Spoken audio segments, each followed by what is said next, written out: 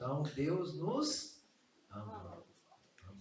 São Paulo vai falar assim no finalzinho da sua carta aos Efésios. Esse Deus que nos ama com amor eterno e inalterável. O amor de Deus, além de ser eterno, ele não muda.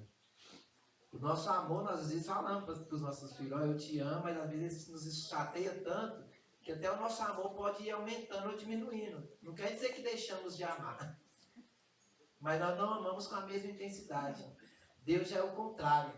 Deus ama-nos com a mesma intensidade. Qual que é a intensidade, tá, do amor de Deus? Ela é infinita. Santo Afonso Maria de Ligório vai dizer assim, que se pegasse o amor de Deus, preste atenção, e com conta-gotas, e desse uma gotinha só do amor de Deus, nós experimentássemos uma gota do amor de Deus, o nosso corpo humano não resistiria. Nós íamos morrer instantaneamente. Foi o que o São Felipe Neri fez, quando ele experimentou o amor de Deus. Foi de tal forma o amor de Deus, e ele teve a visão mística, como com uma bola de fogo entrando dentro dele, ele gritava, para, senão eu não vou aguentar, eu vou morrer. E tanto é que depois, na autópsia do corpo dele, diz que o coração dele aumentou mais de 50%. Isso é o amor de Deus conosco. Ele nos estremece completamente, amém? Mas daí a gente pode perguntar, Thales, mas então, por que eu fico triste? Por que eu fico assim? Existem vários motivos, mas um deles, e talvez o principal, se chama pecado. Eu queria chamar o nosso irmão Márcio, vai falar dessa coisa tão horrível, né, que nos impede de experimentar o amor de Deus. Queria que você, sentado, estendesse as mãos sobre ele. Vamos pedir agora, através de Nossa Senhora, toda a graça do céu sobre a nossa vida, sobre a nossa história. Pedimos a Maria que cubra o Márcio agora com o teu manto sagrado. E nos cubra também. Que este momento seja um momento de profundo arrependimento, profunda conversão, reconhecimento das misérias do nosso coração. Ave Maria, cheia de graça, o Senhor é convosco. Bendita sois vós entre as mulheres, bendito é o fruto do vosso ventre, Jesus. Santa Maria, Mãe de Deus, rogai por nós, pecadores, agora e na hora de nossa morte. Amém.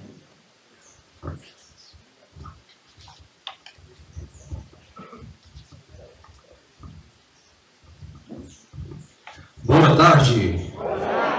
Tudo bem com vocês? A paz de Jesus esteja no coração de cada um. E Deus seja louvado pela sua vida, pela sua decisão de estar aqui hoje. Para nós é uma bênção, uma necessidade, uma obrigação para com Cristo de estar aqui, de evangelizar, de levar a sua palavra, de anunciar. E de vocês também uma necessidade, tem uma obrigação e um desejo de vivenciar algo novo, algo diferente, algo que possa transformar a sua vida de alguma forma. Sempre que procuramos Deus, às vezes nós nos enganamos, achamos que estamos encontrando algo nas nossas buscas infindáveis aí, da vida, nos estudos, nos trabalhos, tudo isso é importante, é claro, mas nada disso vai nos preencher de fato. A única coisa que preenche o nosso coração é Deus. É a única coisa que vai preencher realmente. Podemos buscar em qualquer outras coisas, mas não encontraremos lá. Só encontraremos, como diz os portugueses, cá, só em Deus, que está dentro de nós, que está na Eucaristia, que está na igreja, que está no irmão e se manifesta a nós de uma maneira tão linda. Então, que bom que você está aqui. A primeira vez que eu participei de uma experiência de oração, foi a partir daí que eu fui para a Renovação Carismática Católica. Foi uma das experiências mais fantásticas da minha vida. Eu vivi algumas coisas bem místicas para um jovem de 16 para 17 anos que abalou as minhas estruturas, abalou a minha vida totalmente, mudou totalmente a minha história de lá para cá. E de lá para cá, eu nunca abandonei o Senhor.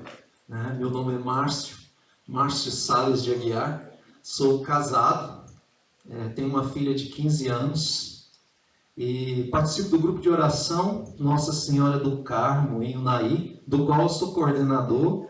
Ele acontece todas as terças-feiras, né, no salão do convento. Tá? Então, se um dia você for para Unai nesta data e for passar por lá à noite, né, nos visite, nos dê o prazer da sua presença, né, para que você experimente um pouquinho do que nós vivemos lá. Né, que nós fazemos questão de partilhar, de compartilhar com todos que por lá passam. Tá? E é um grupo abençoado, né, que tem resgatado tantas pessoas e tem nos resgatado há vários anos. Né? Eu digo assim, que o grupo de oração, ele nos salva toda semana. Né? Toda semana o grupo de oração está nos salvando, porque ele está nos fortalecendo, está nos retirando dos nossos desânimos, das nossas fadigas, dos nossos medos, vai nos curando, nos restaurando. Então o grupo de oração é um bálsamo, é um poço no deserto que o Senhor usa para nos reanimar sempre. Amém? Bom, como o Thales já colocou, eu vou falar com vocês sobre um assunto meio desagradável. Né? Ninguém gosta. Né? Quando a gente tem que confessar, né? Dá um mal-estar, né? A gente vai com vergonha do padre, às vezes a gente fica até meio cismado de contar as coisas para ele, porque o pecado realmente ele nos incomoda. Né? E graças a Deus que olha, se o pecado está te incomodando, meu irmão, eu posso comprometer vocês, eu ia pedir para vocês levantar a mão, quem se sente incomodado com o pecado, mas não vou fazer isso não, viu? Não vou fazer isso não, senão o Chiquinho vai brigar comigo. Tá? Mas se o pecado anda te incomodando, irmão, é coisa boa, tá? Se o pecado nos incomoda é porque a gente sabe que ele é mau e que ele afeta a nossa vida e que ele atrapalha a nossa vida, atrapalha principalmente a nossa santidade. E que nós precisamos tomar uma decisão diante dele para que isso seja revogado e possamos retomar a nossa vida de volta. Então, se o pecado te incomoda, já é um grande passo na sua vida, porque você não quer ficar preso a ele. Amém? Amém. Amém. Então, eu queria retomar uma frase aqui, uma pequena frasezinha que o Chiquinho disse, né, que Isaías também vai dizer, né, que ele tirou de lá: eu sou precioso. Eu sou precioso, você é precioso aos olhos de Deus. Você é precioso. Guarda essa palavra, meu irmão. Escreve ela aí na sua alma. Você é precioso. Você é precioso. Você é obra de Deus. Deus te fez, olha só, Deus te fez a imagem e semelhança dele. Ele fez questão de te fazer parecido com ele, porque ele é perfeito e ele quis colocar em você a perfeição dele. Isso é fabuloso. Mas existe uma série de outras coisas que vêm tentar desfigurar essa imagem de Deus em nós. Vem tentar apagar essa imagem de Deus, de tudo que é bom e perfeito.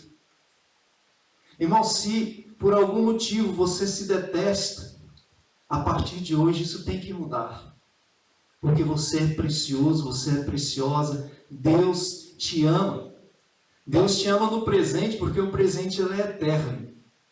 Não muda, o amor de Deus não muda com você. Você pode estar no pior dos erros, no pior dos pecados. O amor de Deus não muda com você.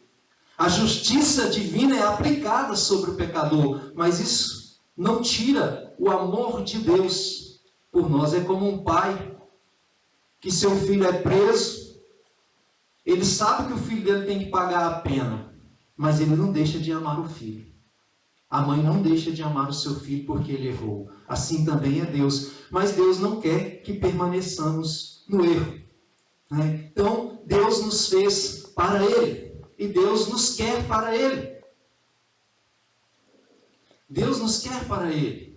É por isso que lá no início do Gênesis, Deus diz assim ao homem: crescei e multiplicai. Por quê? Porque se nós não nos multiplicarmos, ou seja, nós não dermos continuidade ao processo criador de Deus, ou seja, a procriação, nós estamos privando aquelas criaturinhas que iriam nascer e não vão. Por isso que o aborto é pecado, por isso que os contraceptivos é pecado, porque você tira a chance do ser humano de ter a escolha da salvação, a escolha por quem o criou, a escolha por Deus. Por isso, nós somos feitos para Ele. E tudo aquilo que se organiza de alguma forma, como as ideias que compõem o mundo, muitas dessas ideias, o próprio mundo, o próprio pecado e Satanás se organizam para que nós não cheguemos a concretizar esse sonho de Deus, que é esse reencontro com Ele. Por isso que há todo esse incômodo. E hoje, mais do que nunca, querem tirar de nós a fé, a crença na eternidade, a busca pela santidade, pela perfeição através da caridade, do amor, da obediência à palavra. Por isso que as coisas estão saindo do controle, do desequilíbrio. Estão perdendo aquilo que é essencial e se prendendo naquilo que é banal e passageiro. Aí tudo entra em colapso e nós vamos perdendo o sentido real do motivo pelo qual nós existimos. Nós devemos trabalhar para comer, devemos trabalhar para nos educar, para termos uma vida digna. Deus nos dá a graça do trabalho. Mas não é só para isso que nós vivemos. O verdadeiro motivo da nossa vida é o céu. O verdadeiro sentido, a verdadeira direção e o único lugar que realmente interessa estar um dia é no céu. Aqui sim nós queremos estar em determinados locais. Queremos estar no seio da família, queremos estar bem, queremos ter uma vida boa. Não é errado você lutar por isso, de forma honesta, de forma correta. Mas não devemos nos prender a isso, porque isso é passageiro. O real, o verdadeiro, é aquilo que nós não conseguimos ver, que está na eternidade. Se nós perdermos isso de forma... E é por isso a luta contra o pecado, e é por isso que nós vamos falar de pecado. Porque se nós perdermos o foco do céu, irmãos, nós nos perdemos juntos também. Então esse é o nosso objetivo, ir para o céu. Não nos apegarmos às coisas deste mundo. Ter sempre o olhar para o alto, para Deus, para onde nós devemos estar um dia. Esse é o objetivo. A vida é boa? É maravilhosa. Aquela velha brincadeira, aquela pergunta, né, antiga, né? Quem quer ir para o céu? Eu. Né? Quem quer morrer? Ninguém quer morrer. Né? Mas vai acontecer. Um dia vai acontecer. Nós vamos morrer sim.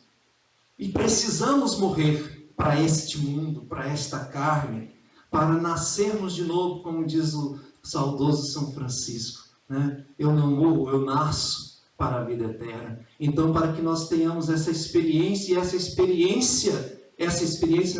esperança não seja destruída e não seja esquecida por nós. Para que não vivamos uma vida vazia, uma vida sem sentido. E o próprio São Paulo vai dizer: se eu não creio na vida eterna, tudo o que eu estou fazendo e falando é em vão. Então, irmãos, se nós não acreditarmos na eternidade, não crermos, não esperarmos no céu, tudo isso aqui que nós estamos fazendo aqui é vazio, é vago, nem tem sentido. Vamos pegar nossas coisinhas, né? Só vamos lanchar primeiro e vamos embora. Né? Porque acabou. E só que isso não vai acontecer por quê? Porque você e eu acreditamos num Deus Salvador, que deu o seu próprio Filho para ser o nosso Redentor e nos garantir o céu. Você é cidadão do céu.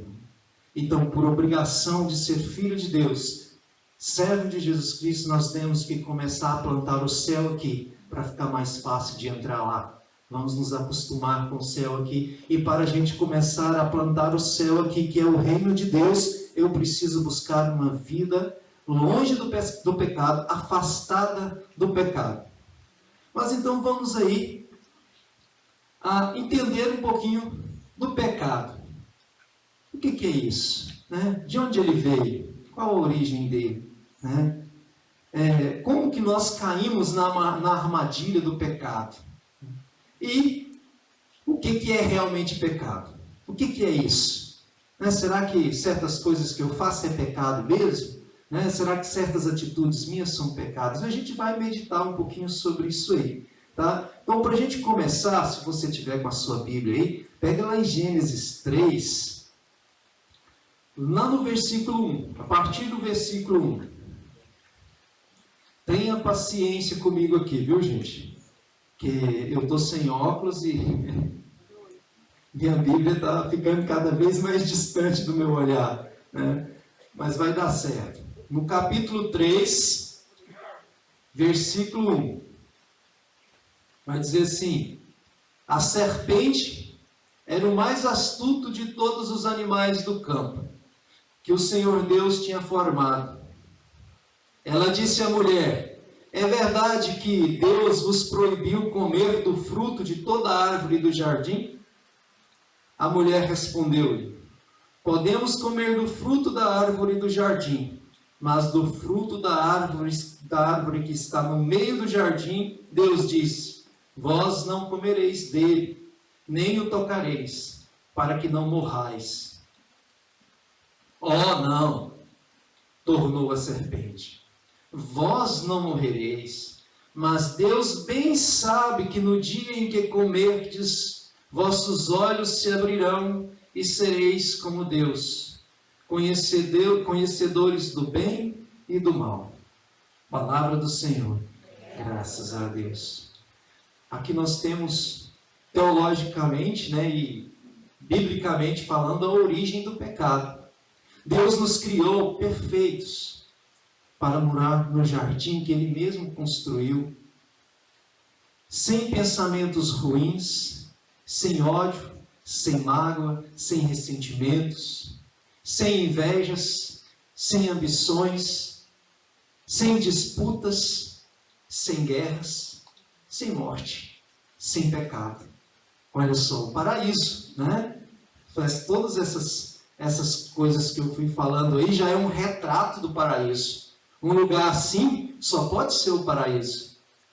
Tá? Então, Deus fez o homem e a mulher perfeitos para viver ali debaixo do seu cuidado, do seu amor, vivendo aquilo que Ele havia escolhido para eles. Mas, aí vem algo que Deus precisou fazer para que a escolha fosse nossa. Porque se Deus nos colocou Adão e Eva no paraíso e dissesse para eles: olha, tem aquela árvore lá, não pode, tá? Não pode de jeito nenhum. E ele deu um conselho, ele disse que não pode. Mas por que eles acabaram fazendo? Se Deus não quisesse dar a opção, Ele não tinha colocado a árvore lá. Não é verdade? Se Ele não tivesse dado a opção para o homem para comer ou não comer, Ele não tinha colocado a árvore lá. É porque Deus nos criou livres. Livres. Para tomar as decisões, para dizer sim ou não. Porque se Ele nos fizesse apenas para não termos a opção de tomar a decisão de o aceitar ou não, Ele não estaria nos dando livre-arbítrio. E nós não seríamos totalmente livres. Não viveríamos sobre a égide da liberdade. Então era necessário que Deus colocasse essa opção e desse ao homem obedecer ou não. E Deus, eu creio que Ele sabia também que a serpente passeava por ali, né?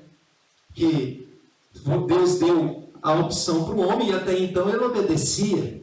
Ele dizia: olha, via a árvore lá provavelmente, mas ele não tinha aquele olhar maldoso, né? Aquela ambição de olhar para a árvore e falar assim: que fruto bonito, que árvore bonita. Por que será que Deus fala para a gente não comer dela?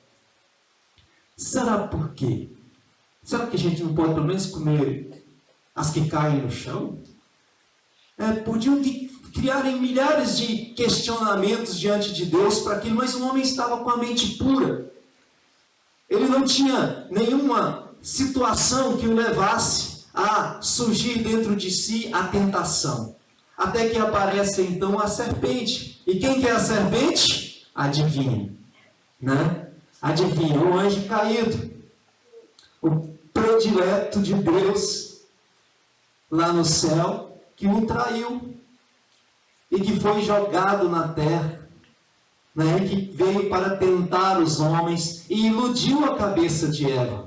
Falou, não, como, nada disso, Deus está enganando vocês, para que isso? Deixa de bobeira, vai lá, pode comer, você vai ver quando você comer, você vai ver o mundo com outros olhos, você vai ver as coisas diferentes, né? Olha o tanto que parece com as tentações do dia a dia que nos cerca, né? As coisas, as tentações, o pecado, né? Ela sempre vem com essa roupagem dessa fruta, né? E a gente sempre escuta um pouquinho da voz da serpente no nosso ouvido, né? Olha, não, mas só um pouquinho, isso aí não vai atrapalhar nada para ninguém, não. Não, se eu fizer isso, ninguém nem vai ficar sabendo, né? Todo mundo faz, o que tem eu fazer? Né? Então, esse pensamento foi sendo moldado, e veja, nós vamos ver essa ideia usada pela serpente sobre Eva e Adão, no novo Adão. Quem que é o novo Adão? Cristo. Quando Satanás chega a Cristo e fala para ele, leva ele para cima do monte, fala, olha, isso aqui tudo vai ser seu, olha que beleza. É só você se ajoelhar e me adorar. É só você fazer isso, tudo isso aqui será seu. E Jesus repreende Satanás e Satanás se afasta. Tá? A mesma coisa foi usada por Satanás com o primeiro homem e a primeira mulher, e os iludindo quanto àquele fruto, dizendo que aquilo iria trazer para eles boas coisas. Não sei se por ingenuidade ou porque Eva acabou abrindo a mente para aquela serpente foi seduzindo Eva e Eva acabou se convencendo daquilo. Então nós temos aqui o início do pecado. A união de duas coisas: a desobediência do homem àquilo que Deus pediu. A sua desobediência também foi a prova de que ele era livre para escolher, para fazer o que ele queria ou não. Se o homem decidisse, não, eu não quero, afasta daqui. Se Adão e se Eva tivesse feito como Jesus, afasta-te daqui, Satanás, você está querendo nos enganar. Sai daqui, serpente. Você está mentindo. Deus é que está com a verdade e você está com a mentira. Nós talvez estaríamos no paraíso hoje. Mas Eva não teve a sabedoria. Ela se sentiu tentada, se sentiu atraída. E por sua liberdade, aquilo que Deus havia lhe dado, que era a sua liberdade de decidir, ela decidiu por comer. E ainda mais ofereceu para o seu marido, e ele sabia que o fruto era da árvore proibida, e ele também comeu. E fez parte também da culpa original. Então, a partir dali, o pecado entra no homem. Santo Agostinho vai dizer que o pecado é a decisão do homem de se afastar de Deus. Que o pecado é a decisão do homem de se afastar de Deus. Porque nós podemos até pecar, e nós vamos confessar, vamos nos arrepender, vamos confessar e vamos nos reaproximar de Deus. Mas o pior não é isso. O pior é de eu permanecer no pecado, de tomar a decisão de continuar no pecado. Aí sim eu me torno escravo do pecado e me afasto de Deus. Olha para o seu irmão e fala para ele assim: irmão, eu não quero isso para você. Pode falar: irmão, eu não quero isso para você. Você é de Deus. Você nasceu para Deus. E nos versículos 6 vai dizer assim, ó: a mulher, vendo que o fruto da árvore era bom para comer e agradável de aspecto e muito apropriado para abrir a inteligência, tomou dele, comeu e apresentou para o seu marido, que comeu igualmente. O pecado pecado sempre vem com essa roupagem. A partir daqui, nós vamos vendo a queda do homem, a derrocada do homem, do primeiro homem e da primeira mulher, né? A derrocada para o pecado original. A partir disso aqui, o homem vai assumindo a sua decisão pelo pecado e a sua decisão em desobedecer a ordem de Deus, de não comer do fruto do jardim, da árvore do meio do jardim. Mas o homem e a mulher desobedeceu. A partir daqui começa a queda do homem. E nós vamos continuar aqui, um pouquinho mais para frente, 8, 7. Então os seus olhos abriram-se, e vendo que estava nos... Olha aqui, a entrada da concupiscência da carne no coração e na mente do homem. A partir de agora o homem começa a ver as coisas com maldade, com julgamento, com desejos que vão além das suas forças. Ele começa a ter um olhar diferente sobre o mundo, mas não é mais um olhar de pureza, mas agora um olhar de dependência, de necessidade, de atração por aquilo que ele olha, por aquilo que ele vê. Né? Meu vizinho comprou um carro novo, eu tenho um carro velho, meu vizinho comprou um carrão, um Corolla 0. Opa! Nossa, mas como é que ele conseguiu comprar isso? Ele ganha o mesmo tanto que eu. Como é que ele compra um carrão desse e eu não consigo comprar? Onde que ele está arrumando dinheiro? Olha a inveja, olha a ambição. Eu sei que isso não... Ninguém faz isso, né? Isso deve ser coisa da minha cabeça, né? Isso não acontece com ninguém, né? O olhar do homem pela mulher do próximo. Nossa, como a mulher de fulano é bonita. Nossa. E às vezes fala até para a esposa, né? Ah, como a mulher de fulano é bonita, como é que arrumou uma mulher dessa?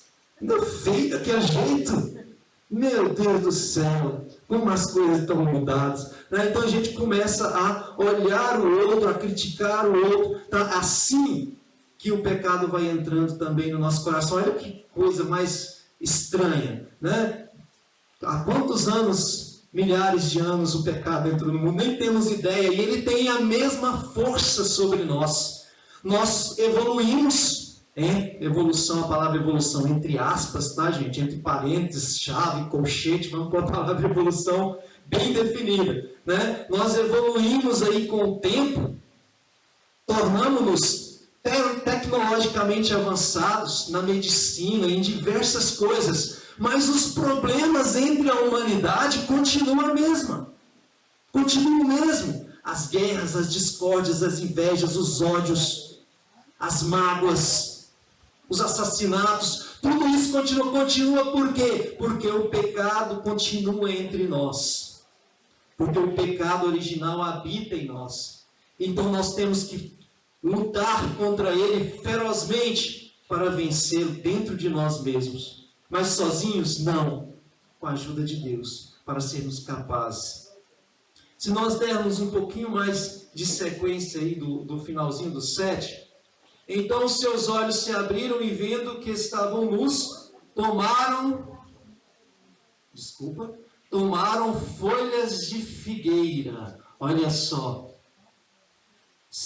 Adão e Eva se envergonharam um do outro e pegaram folhas de figueira para se cobrir, porque começaram a se envergonhar de si mesmo, da imagem e semelhança de Deus. Começa a desfigurar a imagem do ser humano. O ser humano começa a ficar desfigurado, sem forma. Perdeu aquilo que Deus havia lhe colocado como ponto principal, a semelhança com Ele. Tá?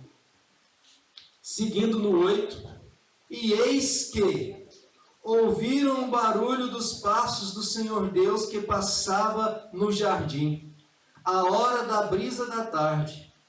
Provavelmente Deus vinha passear para fazer uma caminhada com Adão e Eva. Né? Deus se encontrava pessoalmente com o ser humano. Tinha um encontro pessoal com ele. O homem e sua mulher esconderam-se da face do Senhor Deus, no meio das árvores do jardim, como se isso fosse possível, né? Mas o que significa esse esconder-se de Deus? Que o pecado nos afasta de Deus, cria uma barreira entre nós e Deus. O pecado, irmãos, nós vamos ver mais na frente, ele não é só um erro moral, ele não é só uma ação imoral, uma atitude errada, né, imoral. Ele é algo sobrenatural. Quando nós pecamos, nós quebramos vínculos espirituais com Deus. E por isso nos afastamos de Deus. Não Deus se afasta de nós, mas nós, por nossa decisão e vergonha, nos afastamos de Deus, por causa do nosso pecado. Ele cria uma barreira espiritual e uma barreira moral também, entre nós e Deus. E isso causa em nós uma profunda ausência de Deus, uma profunda solidão. E começamos a procurar outras coisas que possam preencher esse vazio, e muitas dessas outras coisas que nós procuramos para preencher esse vazio é mais pecado.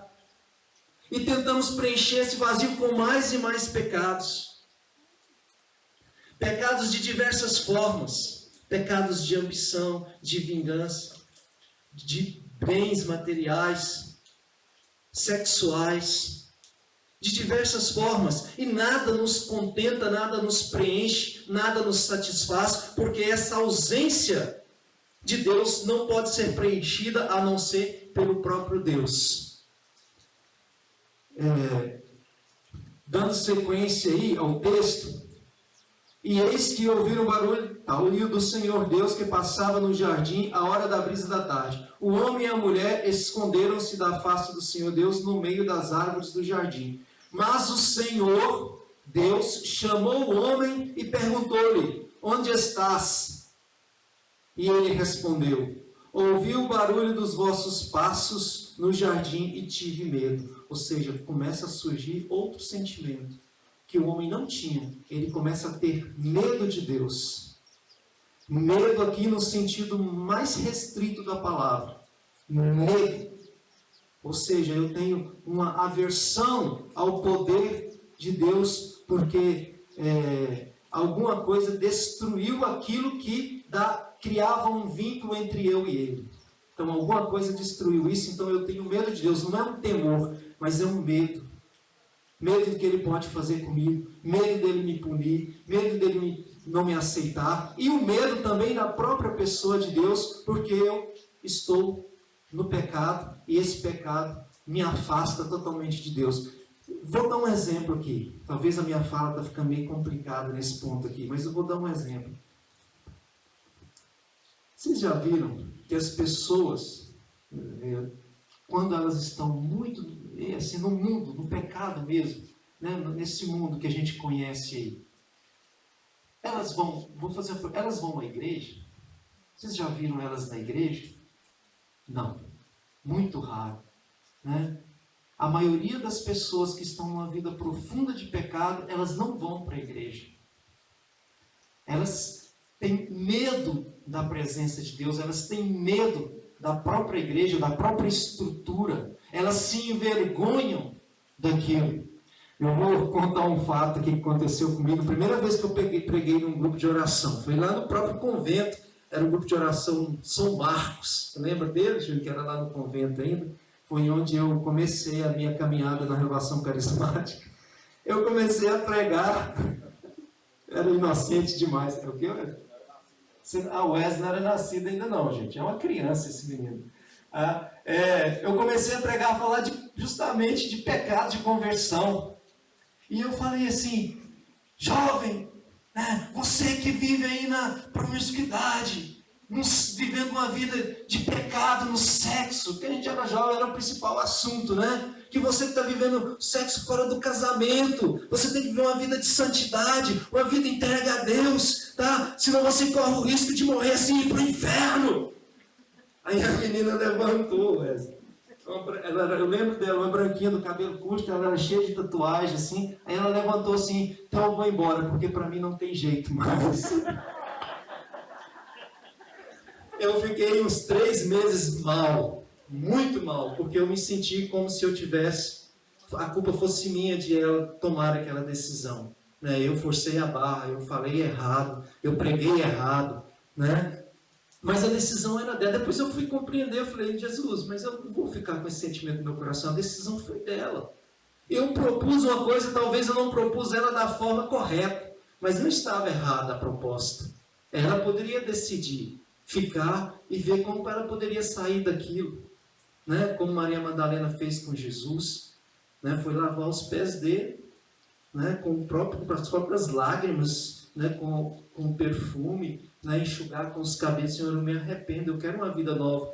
Mas a decisão de viver essa vida nova ou não, de sair do pecado ou não, essa decisão sempre será minha e sua, como ela foi de Adão e Eva.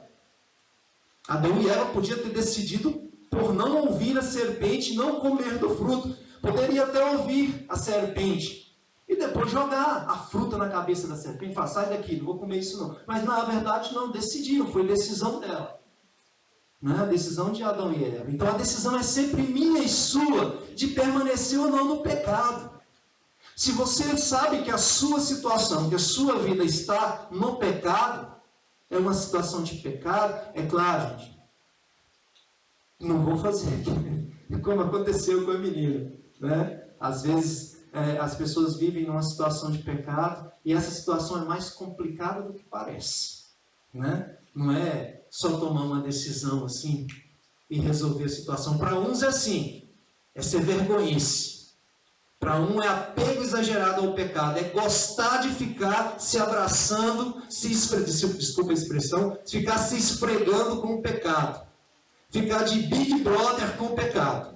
Outros não. Outros entraram numa situação por ignorância, né? E aquela situação ali perdurou, criou vínculo, criou outros vínculos. Vocês estão me entendendo o que eu estou falando, né? Como uma situação de pessoas que vivem amasiadas, às vezes aquilo vai se estendendo. Como as pessoas tomam consciência da situação delas, parece não ter saída. Elas têm que procurar a ajuda da igreja. Não é o fim de tudo.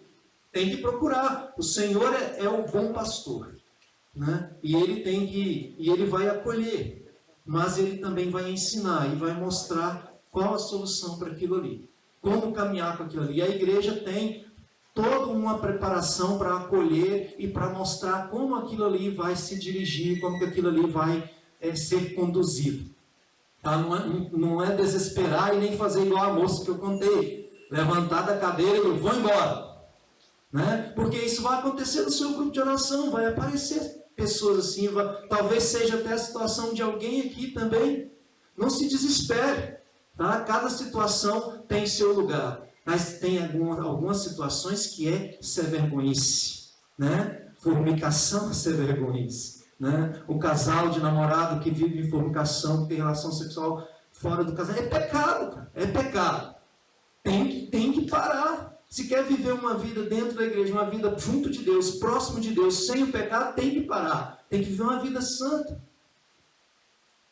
Hoje parou, né? Quando a gente começou na renovação, a gente falava de santidade e de virgindade, né? De viver a vida de sexualidade assim, junto de Deus, né? De não nos entregarmos assim de qualquer jeito. Tinha que ter alguma coisa que garantisse a minha entrega. E a garantia, se eu fosse um dia me entregar, era o matrimônio.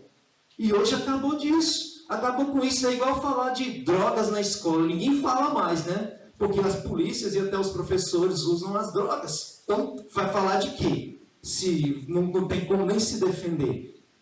Tá? Então, nós temos que levantar essa voz novamente, de luta contra o pecado. Que é uma luta, gente, é uma batalha dia após dia. Como o Dunga dizia, é 24 horas sem pecar. Por hoje não. De lutar contra o pecado.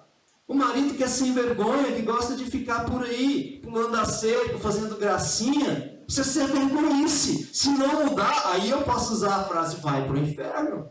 Se não mudar e morrer, vai para o inferno. É adultério. A mesma coisa serve para a mulher, né? O casal de namorado, se vive na fornicação, cuidado, tá? Precisamos romper os vínculos com o pecado, gente. Não importa com o pecado. Se eu sou fofoqueiro, alcoviteiro, que cortar o vínculo com isso. Eu tenho que parar de fofocar. Eu tenho que segurar a minha língua. Ao contrário da visão que o Chiquinho teve, por amor de Deus, a gente tem que abrir a língua. Tem que abrir a boca, estender a língua. Mas para o pecado a gente tem que fechar a boca e guardar a língua. Né? Porque a palavra vai dizer que a língua é como uma espada de dois gumes. Ela é afiada. Ela corta, ela até mata. Tá? E a gente sabe que o salário do pecado é a morte. Então, como a gente tem que ver nos detalhes o amor de Deus por nós, nos acontecimentos de todos os dias, nas pequenas coisas, a gente tem que passar a observar também os pequenos pecados. Aqueles pecados que vêm nos iludindo, nos enganando ali, que vai nos levando. Uma mentirinha aqui, uma desculpinha ali, uma inveja aqui, uma palavra maldosa lá, um roubinho aqui, né? um jeitinho brasileiro lá, e aí a gente vai juntando tudo isso. Quando a gente vai ver, nós estamos sobrecarregados de tantos pecadinhos, igualzinho o papo da galinha, de tanto comer o grãozinho de milho, né? A gente está carregado dos pecados. O Padre Ricardo vai falar disso, né? Da questão do pequeno pecado. O pecado venial ou pecadinho, né, que a gente vai cometendo ele ali no dia a dia, ele vai pesando sobre nós e ele nos paralisa. Ele paralisa a nossa vida espiritual, a nossa vida de fé, e aí a gente começa a derrocar, ou seja, a cair, a só ir andando para trás em vez de progredir para frente, para o alto. Nós vamos andando para trás, por quê? Porque esses pecadinhos vão nos aprisionando, vão nos paralisando. Então a gente tem que romper com isso, tanto com o pecado grave, se cometermos, né? Os pecados mais graves, né? Depois a gente vai entrar neles aqui um pouquinho, como um assassinato, um adultério cometido, tem solução? Tem sim, nada está perdido, mas eu preciso me arrepender e eu preciso mudar a minha situação. Precisa acontecer a gente chama na renovação carismática de metanoia, né? A gente precisa fazer uma metanoia, uma mudança na nossa vida. Ou seja, eu cometi um erro e isso desgraçou a minha vida. Eu não quero isso mais para mim. Eu preciso mudar, eu preciso alterar a minha rota. Eu preciso ir para Deus. Então há solução ainda. O pecado não é o final, né? Ele não é o fim. Se eu não deixar, porque eu tenho a liberdade de escolher que ele seja. Tá? E eu já tive amigos, ainda tenho, né? Eles estão vivos ainda, graças a Deus, e rezo para que eles mudem de opinião, que já se decidiram. Mas não, esse negócio de pecado de Deus, isso aí para mim tudo é paranoia de vocês, é loucura. Eu não creio nisso não, eu sou seu amigo, mas não aceito isso aí não. Eu explico, mas não adianta. Então eu já, a decisão é dele. Rezo para que ele mude de decisão, mas a decisão é dele. Olha para o seu irmão aí do lado, para o lado direito, e fala: a decisão é sua, irmão. Agora para o da esquerda, a decisão é sua, irmão. A decisão é sempre sua, tá? Sempre, sempre, sempre. Então, olha, nós vamos ver um pouquinho mais à frente aqui. Vai dizer assim, ó: mas o Senhor Deus chamou o homem e perguntou: onde estás? Ele disse que estava escondido, ouviu o barulho, ficou com medo. E o Senhor Deus diz: quem te revelou que estava nu? Terias tu, porventura, comido o fruto da árvore que eu te havia proibido de comer? O homem respondeu, olha só, né? O homem respondeu: a mulher que pusestes ao meu lado apresentou-me deste fruto. Começou, ninguém quer assumir a culpa, né? É típico do pecado, né? Mas por que você fez isso? É porque aconteceu aquilo lá comigo, aí eu não tive outra saída, e não sei o quê. É igual mentira, né? Por que você mentiu? É porque se eu não mentisse, ia acontecer aquilo, acontecer aquilo outro. A gente fica tentando achar alguma coisa para botar a culpa, né? Aí, olha só, isso já é antigo, né? O homem bota a culpa na mulher. A culpa é da mulher, né? Aí eu até brinco com os meninos na escola, né? Eu sou professor de história. Aí eu brinco com os meninos assim, da pré-história, né? Do surgimento da agricultura, e eu falo com eles assim, ó: a culpa de nós homens sofrermos tanto é da mulher, porque foi ela que inventou a agricultura. Ela inventou e depois nós que fomos obrigados a plantar e a colher. né? Elas ficavam lá em casa cuidando das coisas e a gente no campo lá. A gente só pescava, colhia um frutinho ali, matava um bichinho aqui. Agora a gente tem que ficar plantando essas roças aí e colhendo nesse sol quente. Né? Então jogando a culpa para a mulher, né? Então, o homem começa a jogar a culpa na mulher, mas olha só, a mulher, o que ela faz? O Senhor Deus disse à mulher: por que fizestes isso? A serpente enganou. A mulher diz: a serpente me enganou-me. Respondeu ela: e eu comi. Ou seja, a culpa não é dela, é da serpente, né? O demônio tem muita culpa e muita coisa errada que a gente faz, irmãos. Ele está sempre alcovitando nossa vida, mas ele não é o culpado das nossas decisões. Ele influencia as nossas decisões, mas quem toma a nossa, eu tomo, você toma, somos nós. Nós é que decidimos se vamos fazer ou não, se vamos realizar isso ou não. Qual caminho eu vou tomar, qual caminho você vai tomar, é você quem decide, tá? Nós temos que ter essa responsabilidade, assumir essa responsabilidade. Tá? Só para a gente ter uma definição do pecado, um pouco mais fora um pouquinho da Bíblia e ao mesmo tempo dentro, né? Nós vamos buscar um pouco aqui em Santo Agostinho e no Catecismo da Igreja Católica, né? Porque tudo aqui que nós estamos falando, que nós estamos apresentando para vocês, tudo isso aqui é dentro daquilo que a igreja acredita, tá? Dentro do que a igreja acredita e dentro daquilo que está dentro da palavra, tá? Então, a nossa verdade, aquilo que acreditamos, aquilo que defendemos, tem que estar dentro da cátedra da verdade, que é a igreja. Porque podemos ouvir outras ideias quanto ao pecado fora da nossa igreja católica, mas que não condiz com aquilo que realmente nós acreditamos. Por isso, peguei um parágrafo, logo 1849 do Catecismo, que vai dizer o que é o pecado. O pecado é uma falta contra a razão, contra a verdade. E lembrando que a verdade é a palavra de Deus, a verdade é Cristo, a verdade é a doutrina da igreja. Tá? Então, o pecado é uma falta contra a razão, porque eu decidi fazer o errado. Né? Contra a razão. A razão é o quê? Aquilo que é certo. Eu quis fazer o errado. Foi contra a razão. Contra a verdade. Ou seja, então eu assumi uma mentira. Algo que para Deus não é verdadeiro, mas que eu aceitei como verdade. E a recta consciência, ou seja, contra a minha consciência. Tá? Contra essas três coisas. Eu preciso, às vezes, é um termo muito utilizado pelos espíritas, que eles dizem assim: se você fez algo errado e a sua consciência não pesa contra ti, então não é errado. Aí isso é muito comprometedor. Mano, se eu acho que é justo matar alguém e eu mato, minha consciência não vai pesar? Eu achei que foi certo o que eu fiz, ele merecia morrer. No meu conceito, ele merecia, então eu fiz. Então eu não pequei, eu não errei. Né? Agora, só contra a nossa consciência não pode ser, porque dependendo da forma com que eu creio, com que eu acredito, algumas coisas não são pecado. Certo? Então, vai contra a razão, contra a verdade e contra a reta consciência. É uma falha contra o verdadeiro amor para com Deus e para com o próximo. Por causa de um apego, por causa de um apego perverso a certos bens. Ou seja, deixa eu lembrar aqui, Santo Agostinho mesmo, quando ele conta a história, talvez isso me ajude a lembrar mais detalhes, tá?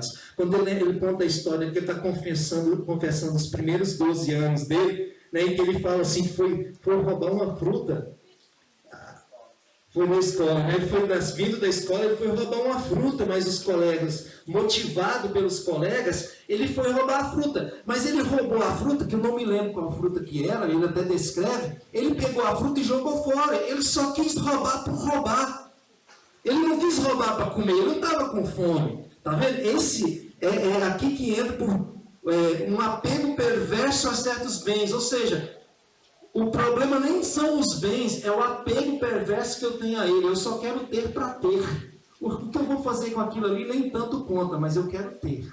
Tá? Um apego perverso aos bens. Fere a natureza do homem e atenta contra a solidariedade humana. Gente, esse apego perverso aos bens, isso é muito sério. A gente fala aqui e parece algo tão complexo, tão distante de nós, mas tem gente que é muito apegada ao dinheiro. Tem ou não tem? Tem gente que gosta muito de dinheiro. E Jesus vai dizer, não dá para servir a Deus e ao dinheiro. Ou você amará um e odiará o outro, ou vice-versa. O apego a bens materiais, a casa, a carro. Tem gente que tem um apego a um carro. Né? Ele trata melhor o carro que a mulher dele. Né? Olha eu convidando aqui, né? Ele lava o carro todo dia, cara. Todo dia você passa lá e está passando a espuminha assim, devagarzinho, ouvindo o som. Aí olha no cantinho. E passa uma semana sem passar a mão no cabelo da esposa. Tem alguma coisa errada aí. Isso é apego perverso aos bens. Você ama mais um bem. Outra coisa que até tem acontecido muito, né? O apego exagerado aos animais. Né? A pessoa acolhe 10 cães na rua e dá comida para ele, mas não acolhe uma criança. Não acolhe uma criança, não vai num orfanato, em um lugar que cuide de uma criança, não faz uma doação ali, mas gasta 2 mil, 3 mil, 5 mil com o tratamento do cachorro, mas fecha a mão para ajudar o tratamento de uma criança com câncer, para dar 10, 12 reais. Isso é apego exagerado aos bens. Outra definição. Na verdade, não estou quase concluindo não, gente, mas eu vou dar uma acelerada aqui. O pecado é uma ofensa a Deus. Pequei contra vós, só contra vós, e fiz o mal diante dos vossos olhos. Salmo 51, 6. Pecado é uma ofensa a Deus. Ele não é só uma ofensa moral contra o próximo. Eu errei com meu irmão, vou pedir perdão para ele. Por isso que existe o sacramento da penitência, da confissão. Porque é uma ofensa contra Deus. Eu preciso reatar os meus vínculos com o eterno. Porque eu rompi com a escada que vai para o céu, eu quebrei alguns degraus, eu não posso mais passar, eu preciso restaurar esses degraus. Então eu preciso reatar com Deus. E como que eu reato com Deus? Confessando primeiro, né? Arrependimento, contrição verdadeira. Não há conversão sem contrição. Só eu converti lá no padre e falar os meus pecados para ele, não significa que eu fui perdoado ainda. Mas você está falando uma heresia. Se o padre perdoou, está perdoado. Se você não tiver arrependido, não causou efeito, não. Você precisa se arrepender. Você ir se confessar sem se arrepender do mal que você fez, está errado. Você precisa se arrepender. Se entristecer pelo mal que você fez. Por isso que nós temos que pedir muito a Deus para Ele nos ajudar a ser contrito de coração, a nos entristecer com o pecado. Eu rezo isso todo dia, eu peço isso todo dia para o Senhor. Senhor, me ajuda a odiar o pecado, a sentir ódio do pecado, a ter raiva do pecado, a me sentir contrito quando eu peco, Senhor, a ter raiva de mim quando eu peco. Porque eu estou machucando o Senhor, machucando meu irmão, machucando a mim. E eu preciso restabelecer essa ordem contigo, comigo, com o irmão. Mas eu tenho que ter aversão ao pecado. E não é fácil, meu irmão. É com à medida que o Espírito Santo vai tomando conta do nosso coração e da nossa alma, a gente vai criando uma aversão do que é errado. Se você quer sair do erro, irmão, está difícil. Está complicado porque o apego é grande. Se apegue a quem é maior. Quem é maior que o pecado? Deus, Jesus, o Espírito Santo, Santíssima Trindade. Pede ajuda a Nossa Senhora, pede ajuda aos santos, pede ajuda a São Miguel, clama aos céus. E tudo isso é muito mais forte que o pecado, e você vai vencer, e você pode e vai vencer. E que o Senhor nos lave e nos liberte, né? Como essa água que cai agora, né?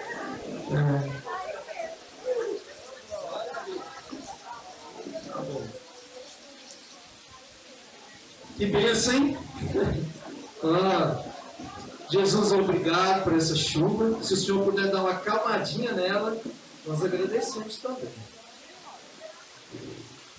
Pessoal, dando sequência. Nós vamos, se você quiser se aprofundar um pouquinho mais Né? Você pode até anotar aí se você tiver trago alguma coisa. Isso, vai ter que chegar para cá, gente.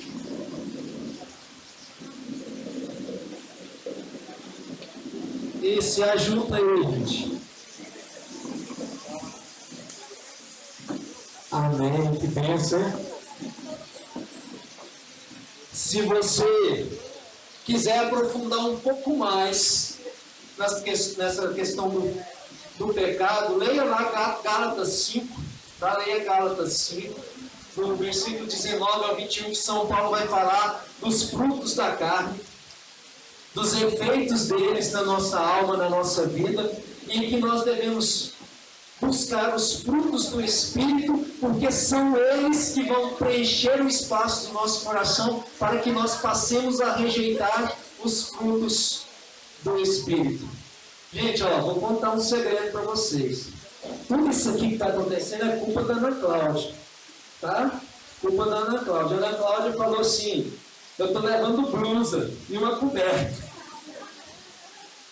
porque vai fazer frio. Eu queria ter a fé dela, né? Mas não, o Luana é igual Naí, faz um calor danado. Agora acontece isso, ó. A culpa é dela, viu?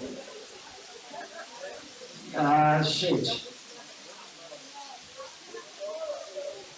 Pessoal, agora um outro parâmetro, voltando aqui, um outro parâmetro para saber o que é pecado e pautar a nossa vida dentro daquilo que Deus quer, claro, a sua palavra, né? A doutrina da igreja e os pecados, todos eles estão contidos ali nos 10 mandamentos. Desobedecemos os 10 mandamentos, ferimos o coração de Deus, ferimos o coração do irmão e ferimos o nosso coração, tá? Se eu desonro meu pai e minha mãe, não dou valor no meu pai e na minha mãe, não respeito meu pai e minha mãe, você está pecando.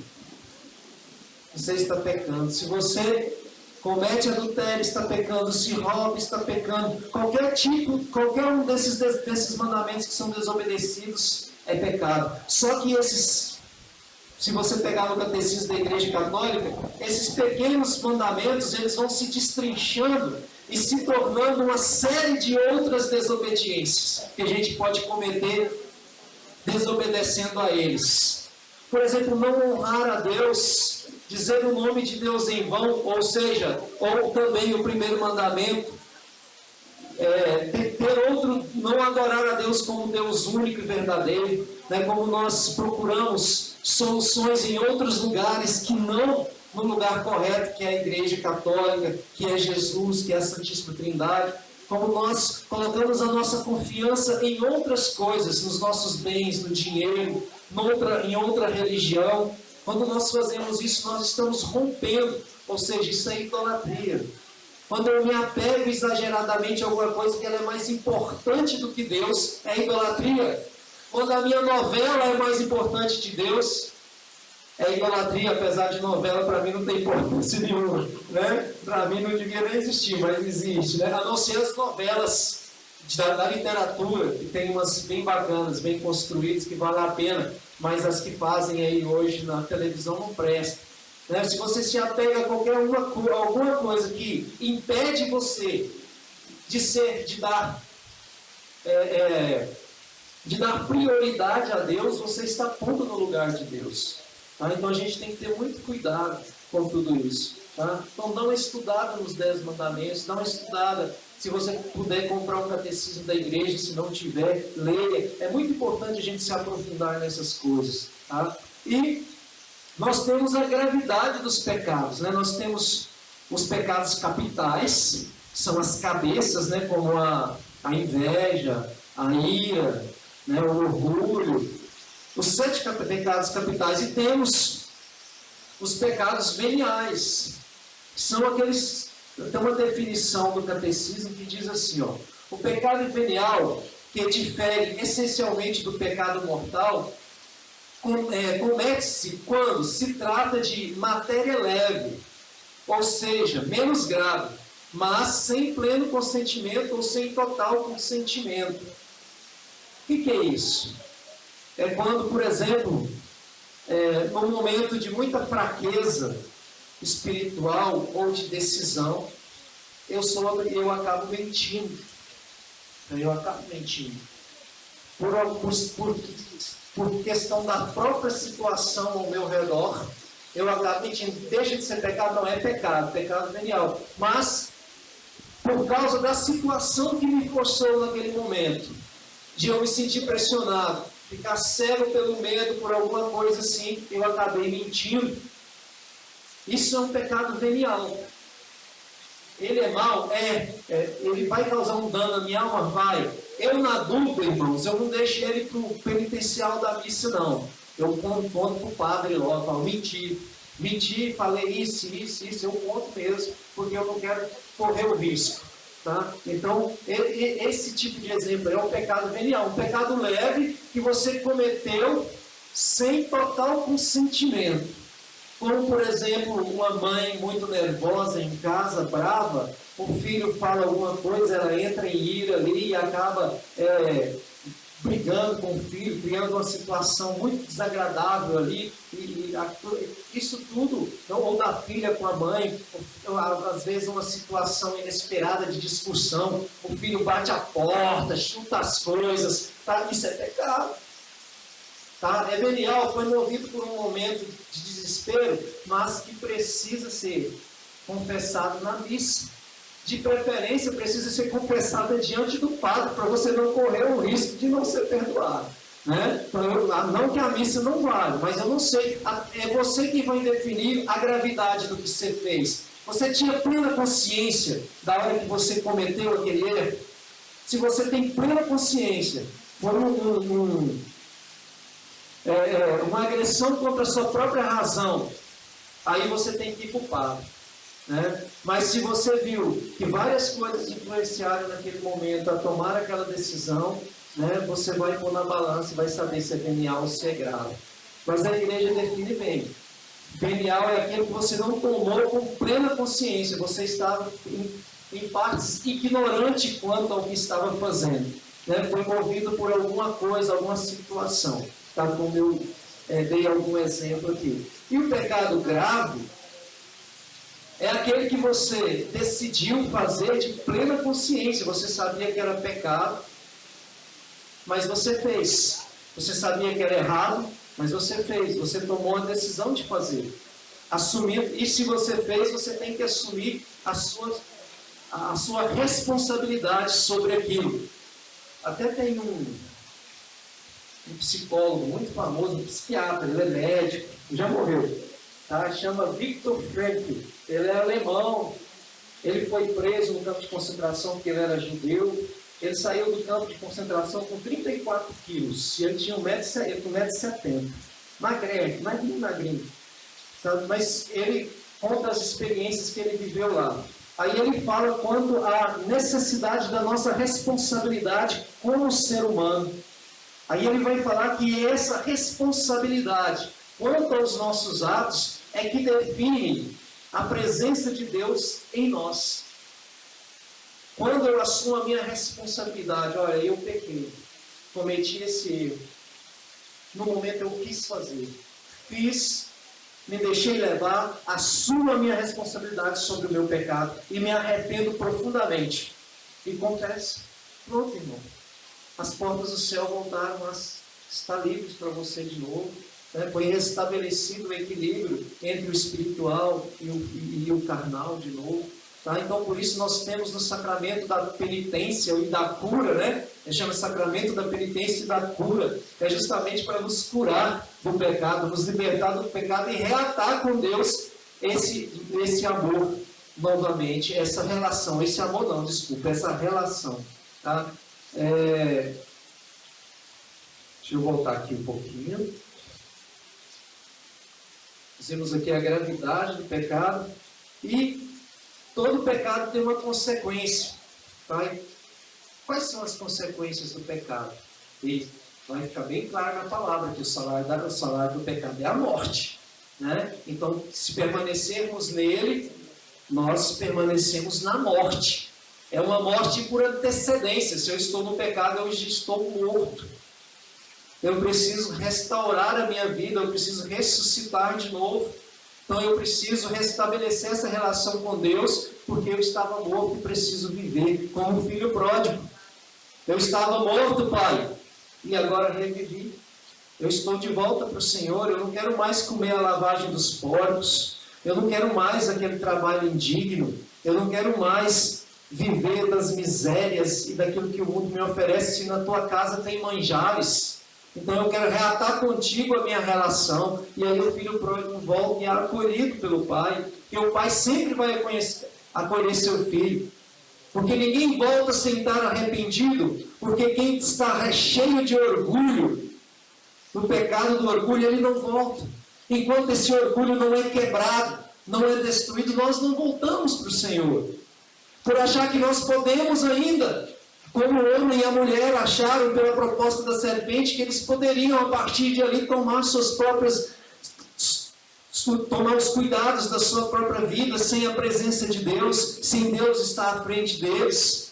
E muitas vezes a gente age assim, a gente toma o pecado e vai, sendo dono da nossa própria vida. E isso foi sendo plantado no nosso coração há muito. De que nós somos donos de nós mesmos. Tem um filósofo aí muito importante chamado Sartre, Jean-Paul Sartre, um francês, que ele vai dizer, ele é criador de um negócio chamado existencialismo. Aí ele vai falar isso. Ele vai falar que o homem, ele é sozinho e responsável pela sua própria vida, decisões e destino. Que só quando ele toma consciência disso, é que ele toma as rédeas da sua vida. Irmão, nós não podemos tomar a rédea da nossa vida, porque senão nós vamos voltar a Adão e Eva. Quem tem que tomar as rédeas da nossa vida é Deus. Ele é o nosso Senhor, é Ele que nos guia, porque nós andamos em meio a trevas e luz, e não sabemos direito às vezes para onde ir sozinhos, sem Ele. É Ele que ilumina o caminho, é Ele que mostra a direção, é Ele que diz, isso é errado, volta, e a gente volta. Acontece uma tragédia na nossa vida, a gente perde a direção da vida e começa a andar para outros lados e começa a decair. Aí aparece Deus das várias formas que Ele gosta de aparecer e mostra para nós, volta, vem cá, continua comigo, fica firme. Eu te fiz para vencer, eu te fiz para mim, eu quero te encontrar no céu. Vem, abandona isso aí, deixa isso aí, volta para cá. E é isso que Deus vai fazendo com a nossa história e vai nos reestruturando, nos construindo de novo. Uma das grandes consequências do pecado é que essa unidade com Deus é rompida. Essa unidade com Deus é rompida. E eu preciso tomar consciência de que, para restabelecê-la, eu preciso tomar a consciência de que eu sou pecador. De que eu sou pecador.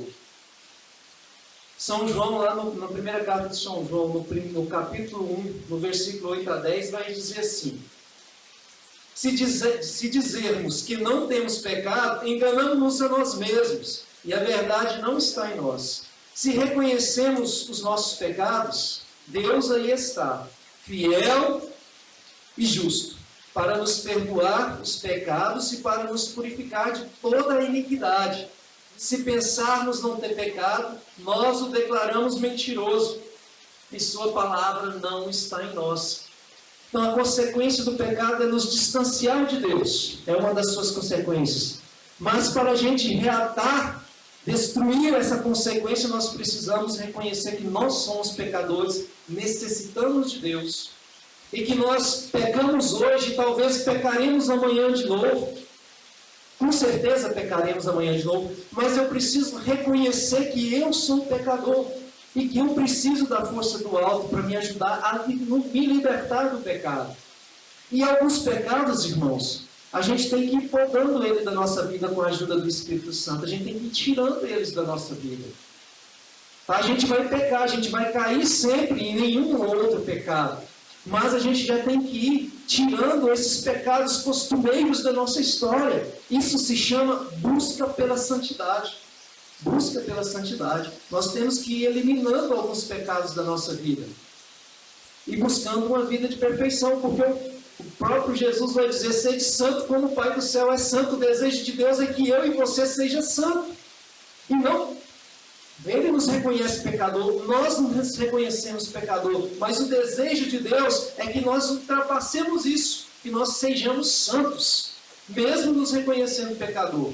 Que nossa busca pela santidade seja constante, nosso aperfeiçoamento espiritual, moral, físico, seja constante, que nós sejamos cada dia mais de Deus. Para encerrar, e a gente rezar,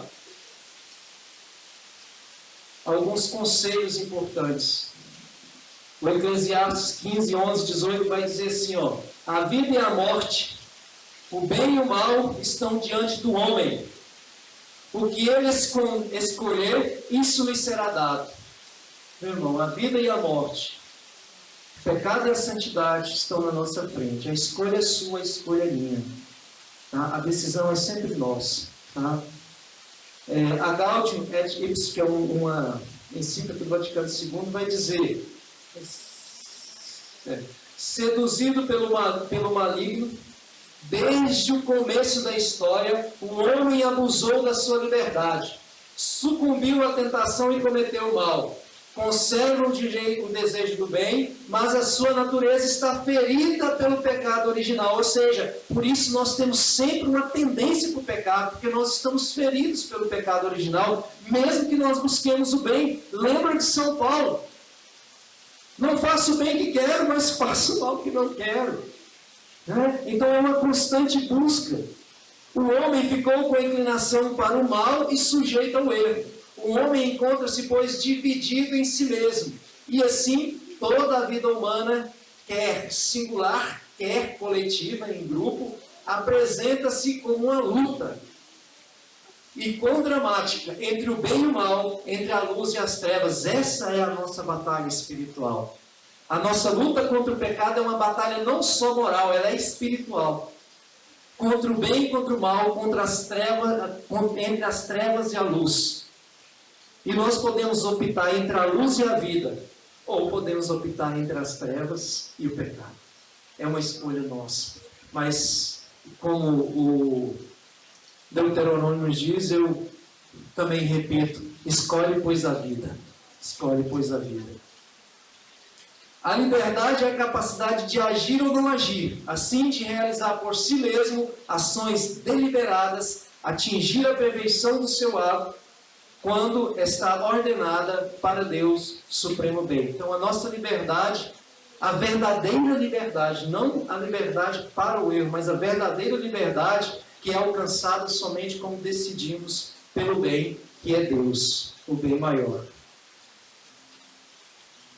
Lá em Filipenses 4,8 vai dizer assim, que é o caminho para a liberdade verdadeira, que é a santidade. O fim de uma vida virtuosa cheia de virtudes, de frutos bons, consiste em tornar-se semelhante a Deus. Também tirado dos documentos de São Gregório de Nissa, que ele pega a passagem de Filipenses e faz uma conexão. Portanto, sede santos, assim como vosso Pai Celeste é santo. Mateus 5,48. E, como afirma São Paulo, onde superabundou o pecado, superabundou, ou seja, em grande quantidade, a graça. Mas para realizar a sua obra, a graça tem que pôr a descoberto o pecado, para converter o nosso coração e nos obter justiça para a vida eterna, por Jesus Cristo, nosso Senhor. Romanos 5:11. Onde abundou o pecado, superabunda também a graça. Não somos escravos do pecado, irmão, a não ser que queiramos, tá? A não ser que queiramos, tá? Mas somos feitos para a graça, para a santidade, né? Então, a conversão é um processo de todo dia. A luta contra o pecado é de todo dia. Por hoje eu não vou pecar, por hoje eu não quero pecar, por hoje eu vou lutar contra o pecado. É uma decisão sua do seu. Se nós queremos andar com Deus, estar com Deus e ter uma vida longe do mal, e, o mais importante de tudo, alcançar o céu, devemos viver esta vida voltada totalmente para o Senhor, voltada para a graça, e não nos deixar o pecado nos escravizar. O desejo de Deus é que sejamos dele e só para ele. E eu espero que esse seja o seu desejo. Fala para o seu irmão: irmão, eu quero que você seja de Deus para sempre. Amém. Amém. Vamos ficar de pé para a gente rezar, porque se eu começar a rezar com vocês sentados, vocês vão repousar no espírito, vão dormir literalmente. Irmãos, ficou claro sobre o pecado? Ficou claro? Amém. Que bom. E tenhamos essa coragem, essa decisão de ser santo.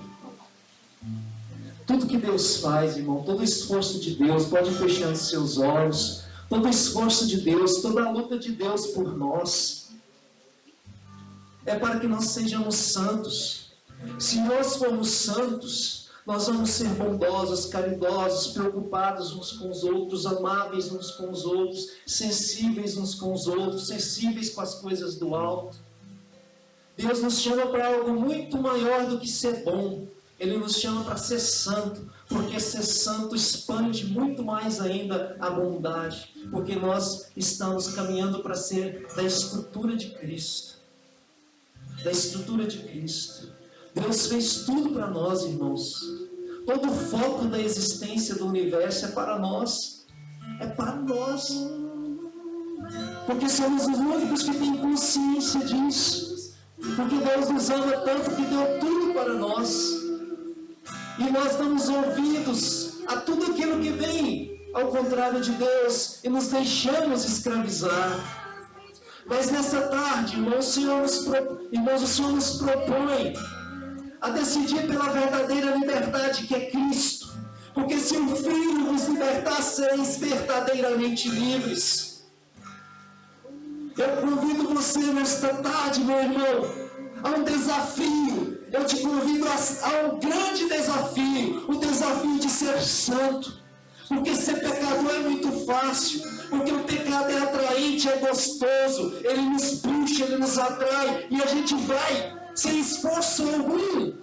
A gente não se esforça nada para fazer o errado, para ir para o pecado, mas para ser santo, para ser de Deus, para decidir por Deus, exige força, exige esforço, exige oração, exige sangue, exige doação, exige decisão verdadeira. E é esse desafio que eu quero convidar você nessa tarde, a se decidir por Cristo, se decidir pela igreja, se decidir pelo céu, assumir a sua vida, a sua vocação, que não é ser feliz, sua vocação é ser santo, é ser de Deus, é ir para Deus, é ir para o céu, e para isso viver uma vida reta, uma vida no Senhor. Decida-se hoje, irmão, eu te convido, e já vou falando para Jesus: Jesus, eu quero ter uma vida diferente a partir de hoje. Se a minha vida já era diferente em Ti, Jesus, se eu já Te amava, se eu já Te reconhecia como Senhor, se eu já me dedicava a Ti, Senhor, hoje eu quero muito mais, Jesus. Eu quero uma vida mais ainda íntima a Ti, Senhor, uma vida muito mais próxima de Ti. E vai conversando com o Senhor, vai tomando essa decisão e falando com Ele: Senhor, eu quero essa decisão. Você que é jovem, decida hoje: Senhor, eu quero ser um jovem santo, eu quero ser um jovem virgem, eu quero honrar minha virgindade, eu quero casar virgem, eu quero ser como os santos foram. Como dizia Santa Teresinha, a virgindade é um perfume dos anjos, é a pureza perfeita. Entrega a sua vida, meu irmão, minha irmã, agora para Jesus e fala: Jesus, eu quero essa vida reta, eu não quero mais o pecado para a minha vida. Jesus, se eu tenho sido atraído e tenho me deixado atrair pelo pecado, nesta tarde eu rompo essa tendência, Senhor, essa tendência para o mal, essa tendência para o errado, essa tendência para o pequeno e para o grande pecado, Senhor. Eu quero romper nessa tarde, porque eu quero ser todo Teu, Senhor. Eu quero viver um casamento santo, eu quero viver um relacionamento de amigo santo, eu quero viver um relacionamento com o meu trabalho santo, eu quero um compromisso santo com o meu trabalho, Eu quero um compromisso santo na igreja, Senhor. Eu quero viver uma vida diferente. Eu quero ser sinal, Senhor. Eu quero ser sinal, Jesus. Eu quero, Jesus, que o perfume da santidade seja exalado pelas pessoas, que as pessoas sintam esse perfume, porque eu quero exalar esse perfume, Jesus. Eu quero que as pessoas sintam o perfume da santidade em mim, Senhor. Eu não quero mais, Senhor, ser escravo do pecado, Senhor, ser escravo da vontade da carne, Senhor, das fofocas, das mentiras, Senhor, do ódio, Jesus, da vingança, da maledicência, da concupiscência da carne, Senhor. Eu não quero mais ser escravo, Senhor. Eu não quero mais me perder na pornografia, Senhor. Não quero mais, vai falando para o Senhor, peça ao Senhor santidade.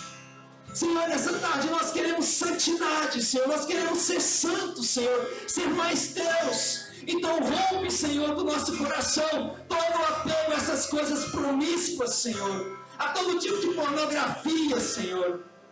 A todo tipo, Senhor, de desejo exacerbado, de apego exacerbado, Senhor, à carne, Senhor, aos pecados da carne, a objetos, a dinheiro, a pessoa, Senhor. Rompe isso conosco hoje, Senhor. Nós te pedimos, Senhor.